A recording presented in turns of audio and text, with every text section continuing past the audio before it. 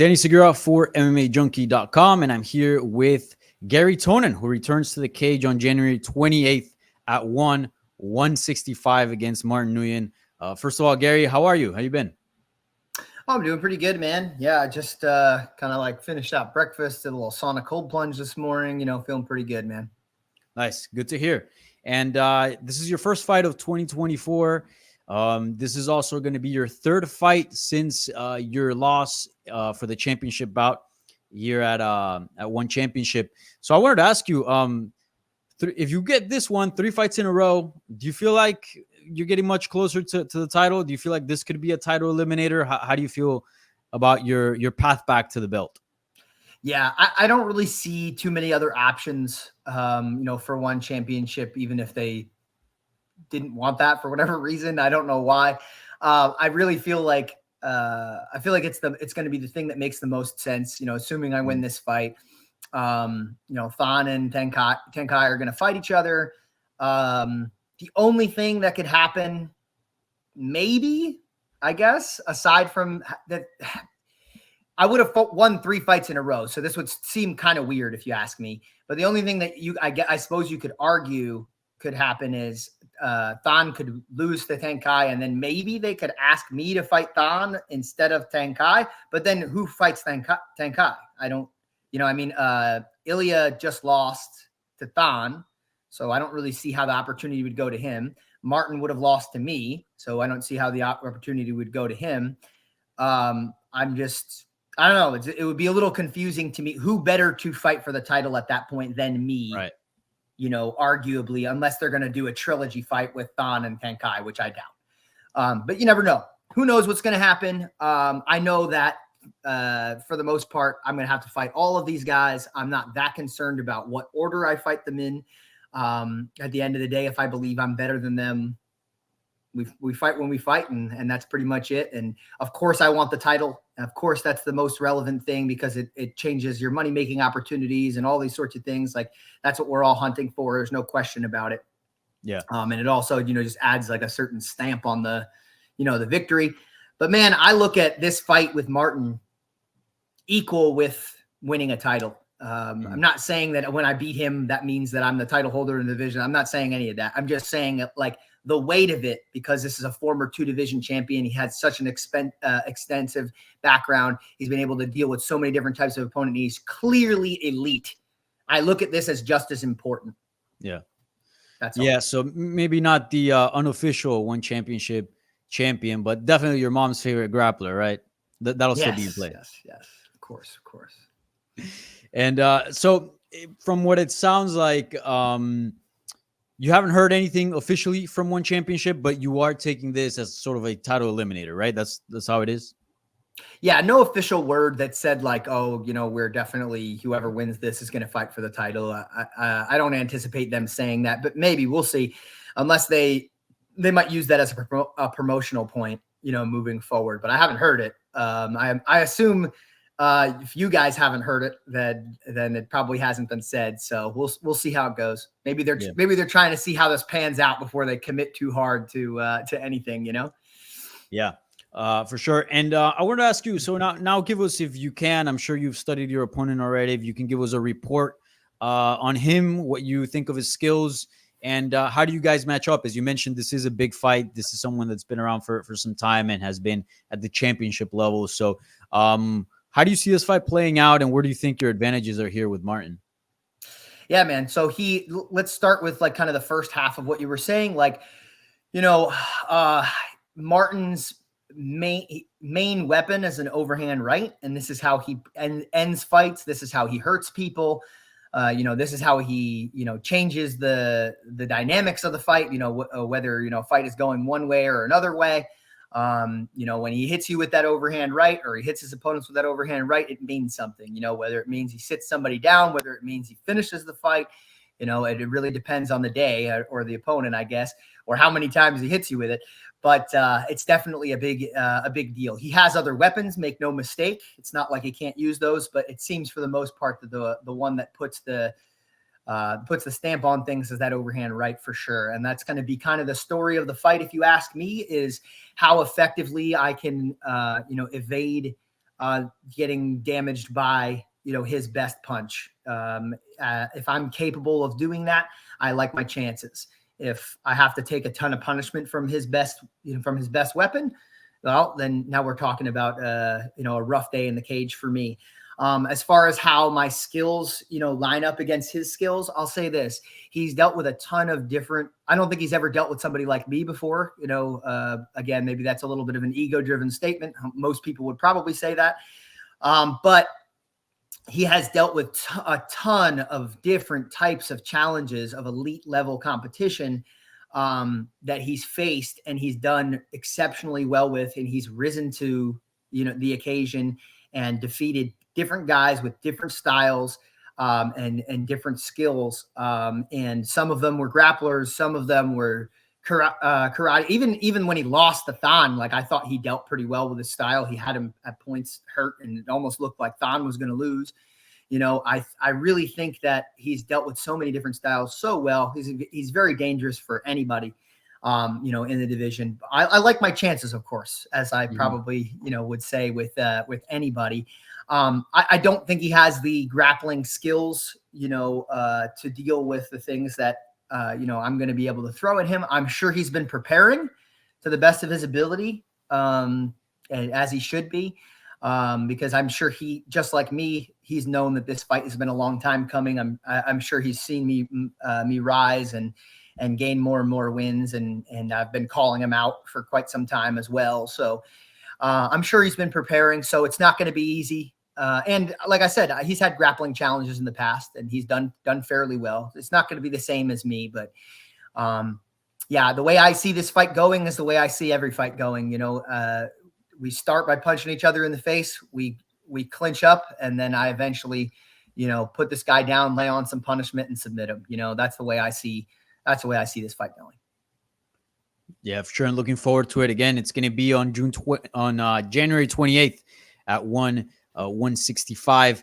And I wanted to ask you also, like, I know that the main focus is getting the title in MMA, obviously, but One has also been now inaugurating titles in their submission grappling format.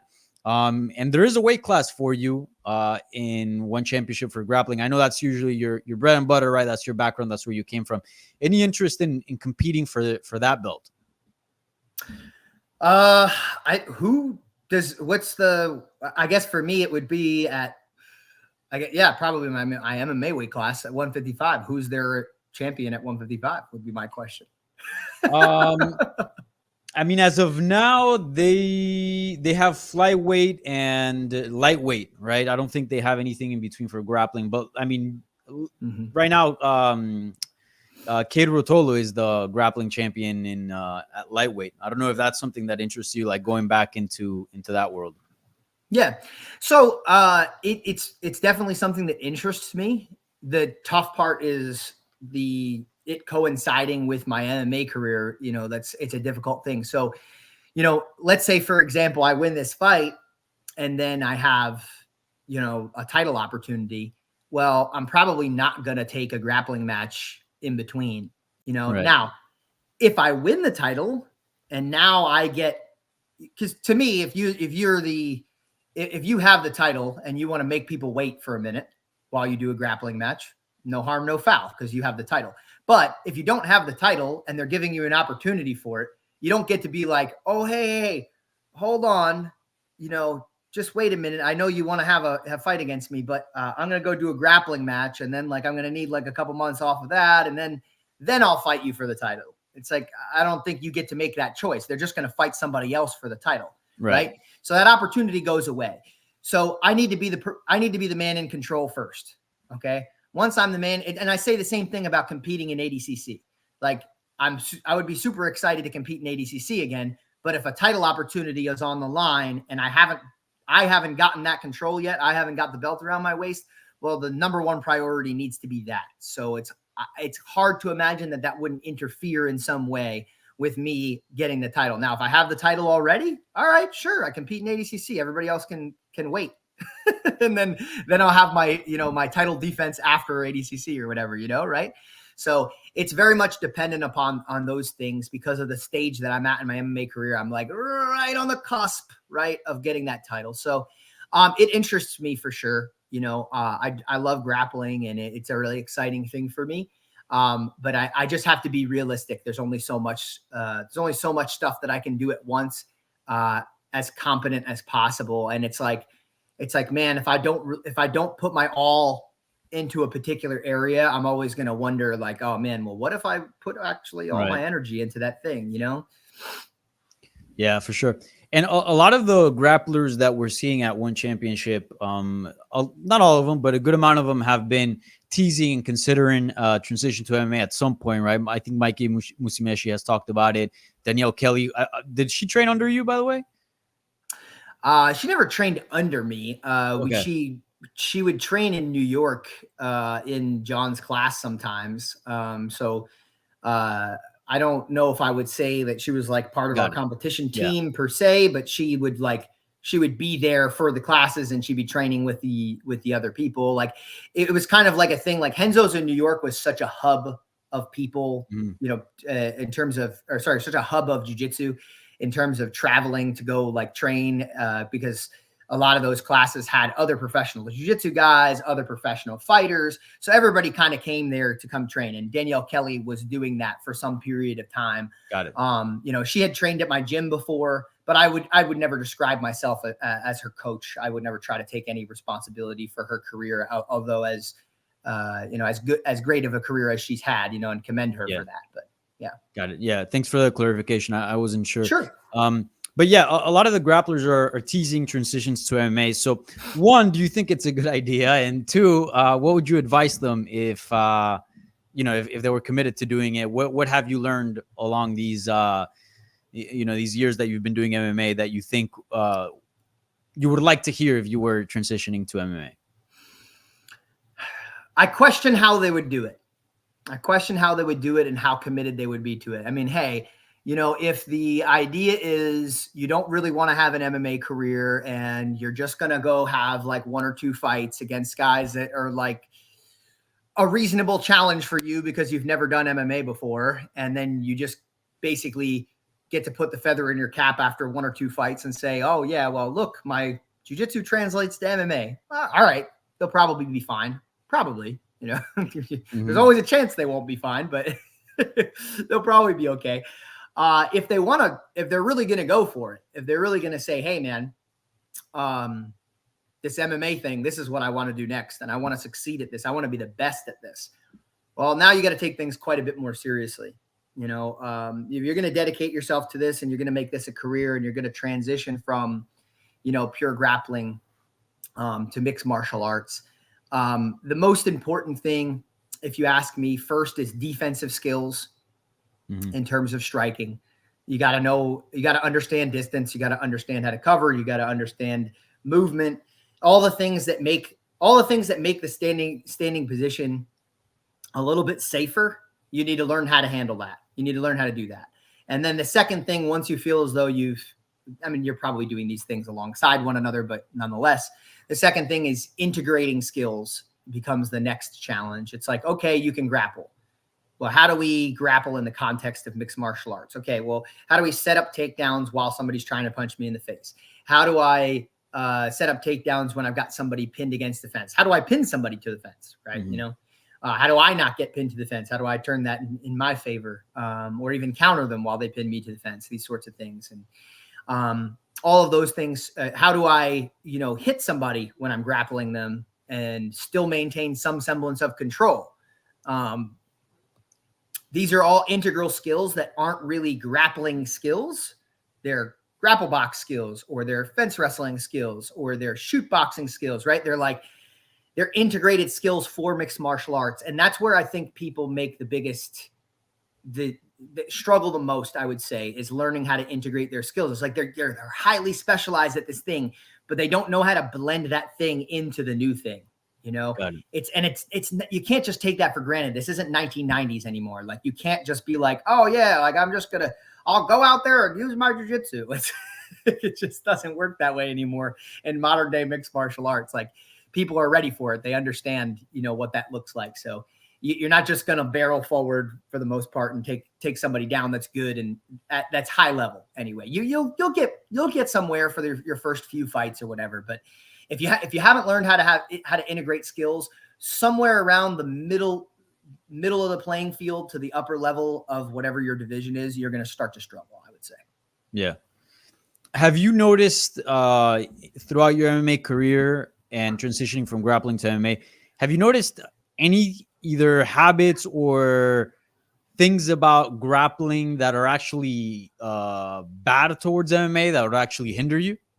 Oh, absolutely. The number one bad habit in jiu-jitsu, I would say, is a tendency to not try to get up, right? And this would be mostly in the context outside of ADCC rules. ADCC rules, it's a little closer, to like probably what you should be doing, because in ADCC, you take somebody down, you have like a 3-second scramble period essentially where you can try to get back up and not get scored on. Whereas like in IBJJF, it's a little bit more clear. It's like you don't really get that full 3 seconds per se. It's like it's more like I took you down. There's my points, for the more, or I'm not even just trying to point fingers at IBJJF. There's a lot of jiu-jitsu competition where it's like that. So you basically you get to bottom position, then you go, okay, well, I'm here now. Right. And you just kind of accept it and you hope that you're going to be able to get a clean sweep or submission on somebody. And that's how you're going to do your work. And that's the number one bad because while you can submit somebody from bottom position, you could also get punched in the face and knocked out, as even I have found out. Not that was like the game plan for that fight, but that's something that happens. And if you're not capable of, getting back up and your only emphasis is on, playing off of your back, you'll submit some people and then you'll get somebody like Khabib on top of you, for example, who is just going to be able to hold you down and punch you in the face most of the time if you can't find a way to at least create the threat of getting back up, right? And that's probably one of the number one bad habits, if you ask me, more so than anything else. Other things have more to do with integrated skills than like specific bad habits that you're going to develop from grappling itself. Maybe like inversions and stuff you have to be a little bit more careful with. I don't want to categorize it as a whole as a bad habit. There's ways to use inversions even in mixed martial arts. We've seen people do it. We see Imanari do it. We've seen some other people, invert into the legs in ways to submit people. You could even argue that I kind of did it in my last fight. It's not like an inversion when I'm in like on my back, but I still did roll into the person's legs. There's ways to do it, but I think that's the main one, man. Just having that reaction of getting back up. And if you're a grappler and if you ever rolled with somebody who has the habit of trying to get back up, you notice it's a completely different ball game than grappling somebody who just accepts bottom position and then tries to work from there. Yeah, for sure. And lastly, this just came to mind. Also on this card, we're gonna see. I believe this for the next one. No, this for this card. Sage Northcutt is going to be fighting Shinya Aoki. How come you never cross paths with Shinya? I know he's a weight class above at lightweight. You're fighting at featherweight, but it just seems kind of like, I don't know, fun matchup. Like even if it's in the grappling or MMA, I don't know. Did you ever think about that fight? And I don't know. Has there ever been any conversations about that? Right. So my very first entrance into one was actually in a grappling match. This was before they really did grappling. Right. And that was against Shinya, right? Yes. So it kind of set the stage. I agree with you. It kind of set the stage for me to maybe one day have some sort of contest with Shinya. Now, there is a big weight difference for sure. No, I wouldn't say big. It's within reason that, we could still put the fight together. But I would say the main thing for me is like, I haven't gotten to me, it only makes sense to start doing fights like that when you've at least won the title once. You know what I mean? Like even if I had won the title and then lost it, it's like, okay, then maybe we could play around with the idea of like fighting some opponents outside of our weight class. That would be some big name, fun, exciting fights.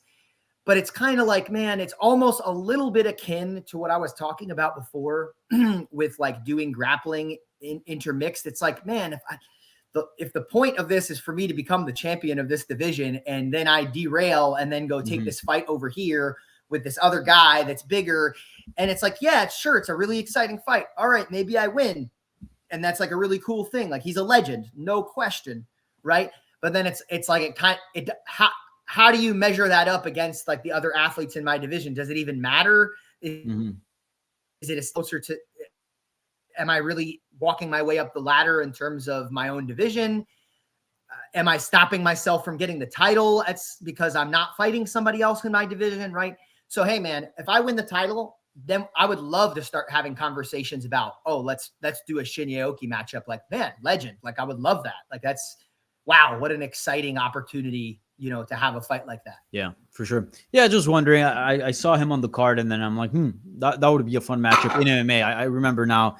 And thanks for reminding me. Yeah, you guys did have a grappling match in under one, like way back when, right? Like this was pre-pandemic, like way before. Yeah. Awesome. All right, Gary. Well, best of luck on January 28th. Again, 165 against Martin Nguyen, a very big fight at featherweight, one that could determine perhaps the next title challenger in the division. We'll see. So thank you again for your time and best of luck. Yes, sir. Thank you so much. Take care.